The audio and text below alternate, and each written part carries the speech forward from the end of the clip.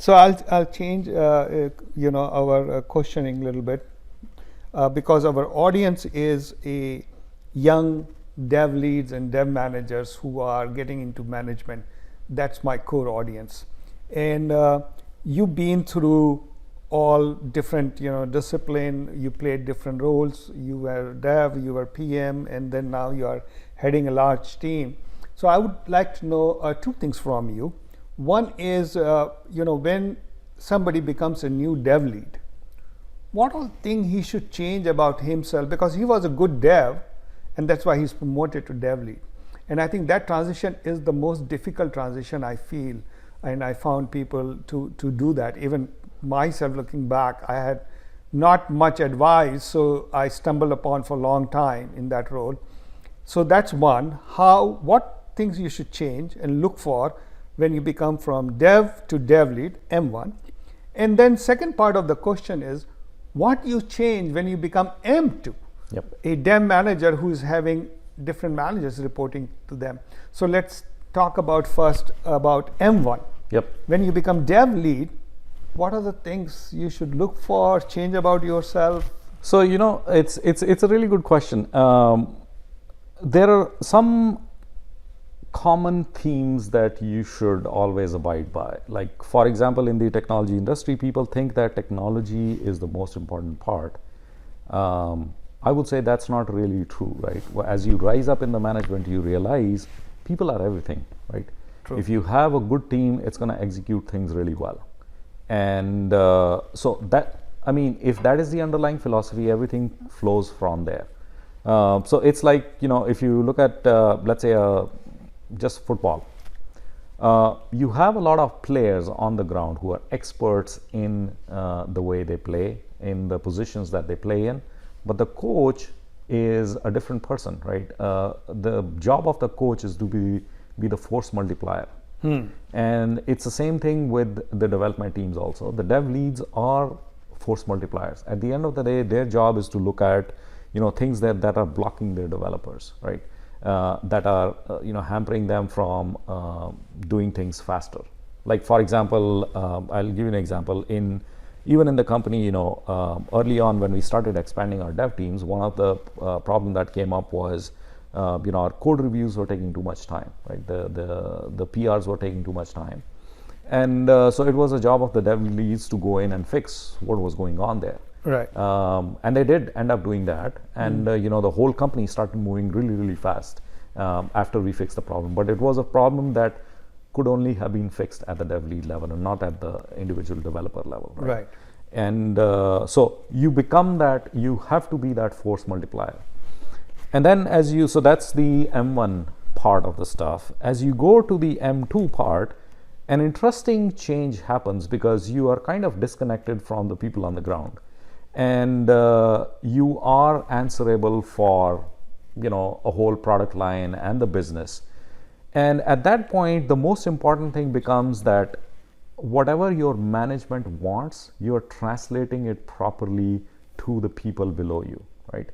Because the management would say, for example, this product needs to beat a competitor in the next 2 years. What does that even mean? Right. Well, it means you going in and analyzing, what are the features that the competitors have? How do you exceed those features? Right. And so once you start looking into what are the different vectors that you have to exploit, that is the main job of what I would call, your M2 level manager, because you are assuming that your M1 guys are doing their job. They are the force multipliers. And now you're giving them, high level directions in terms of where the business, where the product needs to go. Like, for example, if you're expecting 100x growth in users, you should be looking at, scalability of your product.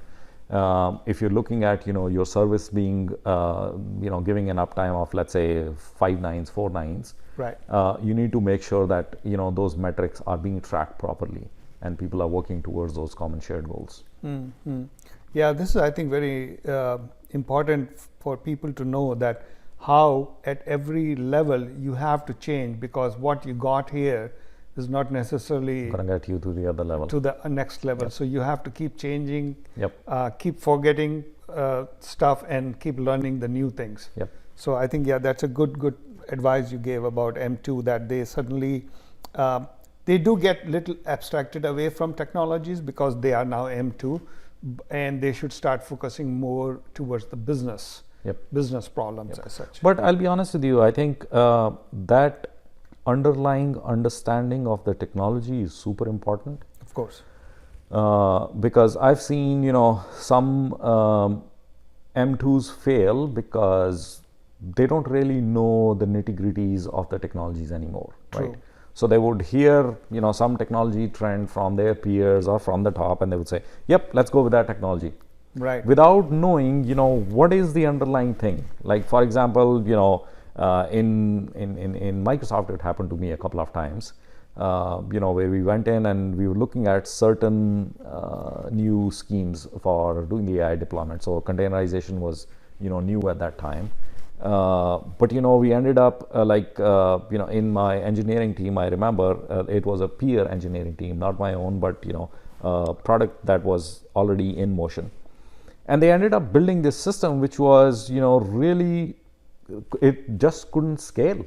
And so even though it was a beautiful system, they had taken care of, most of the features that could have been done there, but it wasn't the system that could support the scale that we needed for all our customers. Right. Yep. No, I firmly believe that no matter what your position is in the hierarchy, if you belong to engineering team, you have to be an engineer. And Yep. in fact, I'll go one step more, that you have to be coder even. I see Scott Guthrie, he's such a big VP of such a big team, large team. Yep. And still he's able to code in conferences and all, online in front of thousands of people. Yep. So do you code? Do you still play around with I still things? code on my personal projects, yes. So you code still, right? That's one thing I want to make sure people get this thing, Yes. that you code being the head of AI and still your hands are Well, dirty. that's the only way to test things out, right? If, Right. for example, let's say a new thing comes up, Right. Unless and until I'm able to play with it, I can't know, how good this thing is. True. And the only way to test out these, for example, a new, let's say, I was testing out this AutoML library yesterday.